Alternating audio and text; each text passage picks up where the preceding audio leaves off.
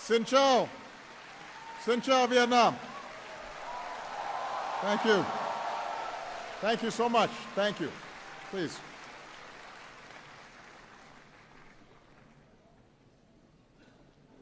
To the government and the people of Vietnam, thank you for this very warm welcome and the hospitality that you've shown me on this visit. And thank all of you for being here today.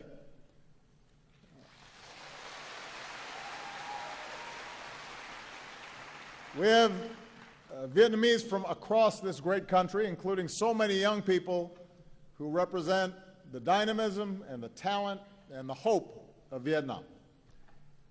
On this visit, my heart has been touched by the kindness for which the Vietnamese people are known.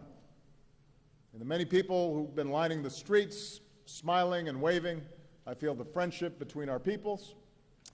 Last night, I visited the Old Quarter here in Hanoi and enjoyed some outstanding Vietnamese food, tried some bún cha.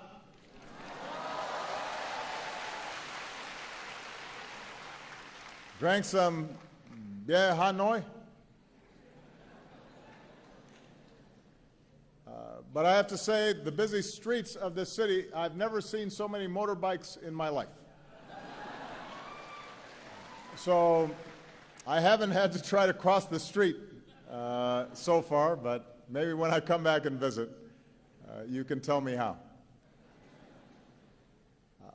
I am not the first American president to come to Vietnam in recent times, but I am the first, like so many of you, who came of age after the war between our countries.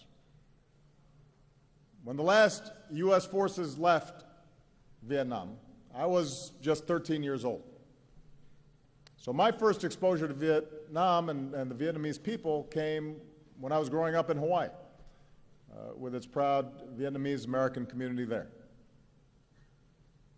At the same time, many people in this country are much younger than me. Like my two daughters, many of you have lived your whole lives knowing only one thing, and that is peace and normalized relations between Vietnam and the United States. So I come here mindful of the past, mindful of our difficult history, but focused on the future, the prosperity, security, and human dignity that we can advance together. I also come here with a deep respect for Vietnam's ancient heritage. For millennia, farmers have tended these lands, history revealed in the Dong Xuân drums. At this bend in the river, Hanoi has endured for more than 1,000 years. The world came to treasure Vietnamese silks and paintings, and a great temple of literature stands as a testament to your pursuit of knowledge. And yet, over the centuries, your fate was too often dictated by others. Your beloved land was not always your own. But like bamboo, the unbroken spirit of the Vietnamese people was captured by Ly Chiong Kiet. The Southern Emperor rules the southern land.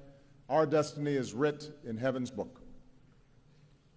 So today, we also remember the longer history between Vietnamese and Americans that is too often overlooked.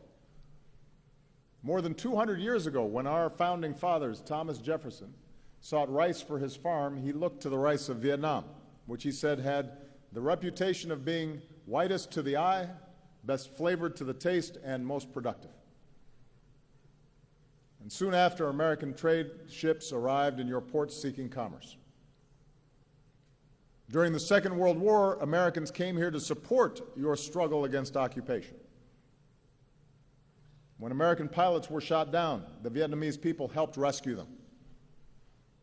And on the day that Vietnam declared its independence, crowds took to the streets of this city, and Ho Chi Minh evoked the American Declaration of Independence.